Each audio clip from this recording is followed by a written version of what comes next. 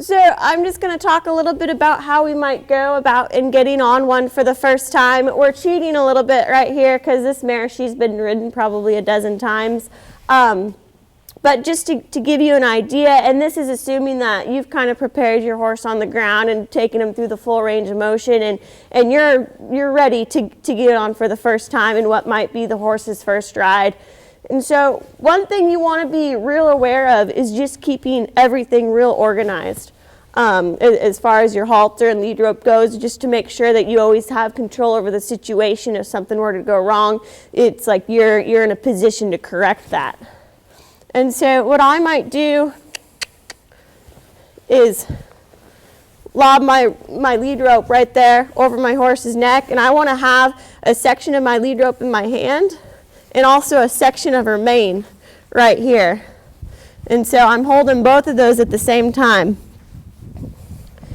So when you put your foot in the stirrup, you want to make sure that you don't put too much foot in there, because it's not the best situation if you get hung up right there. And so I just have barely my toe in there, and then just step up. Now for the first time, I'm probably just going to get halfway on this horse, kind of rub and pet them, let them know that they're going to survive the situation. And then I just like to step back down and then walk off and kind of let them follow me out of here. Now there's two sides to our horses, and so we need to make sure that we do things equally on both sides, because it's going to look different and feel different to them on a different side. So I'm going to come along this right hand side, make sure I have my lead rope, and grab some mane. Just put the bare minimum of foot in stirrup, and then step halfway up. Just going to rub and pet, reassure her. Then I'll step back down. Now I'll kind of do that one time on each side, and then this next time I get halfway up,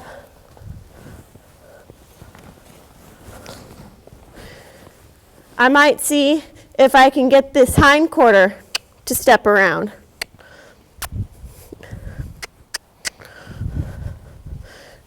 A little trick you can do too, sometimes a horse, they'll feel just a little bit stuck, and you want to be careful when you do this. But if you kind of direct them and then take your foot, and you can add just a little bit of rhythmic pressure towards their hind end to get that hind end to step around. Then rub and pet her, and then step back down.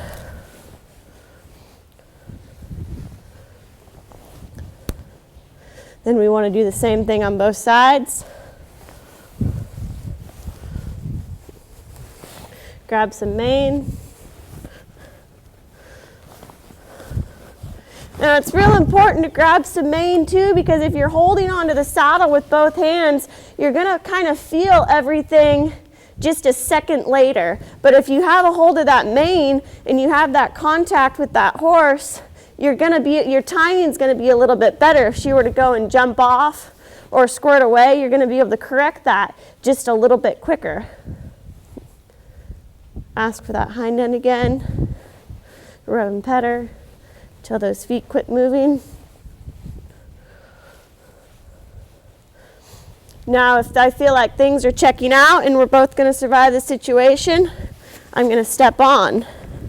Now, real important with these colts, the first time you step on, you don't want to just sit there like a statue, but you kind of want to start moving around and rubbing and petting them. You might move back and forth in this saddle just to let them know I'm up here, let them know I'm not going to grab them. And you're both probably going to survive the situation just a little bit better.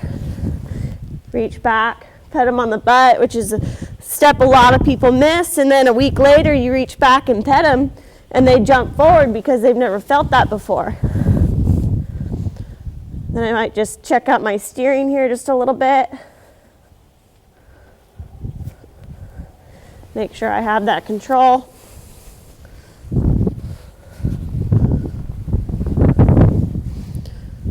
To the right and then to the left. The whole time, doing a lot of petting, reassuring, rocking back and forth in my saddle. These are things that are going to help keep you safe. You don't want to just sit up here and sneak around them, but you want to let them know you're up here.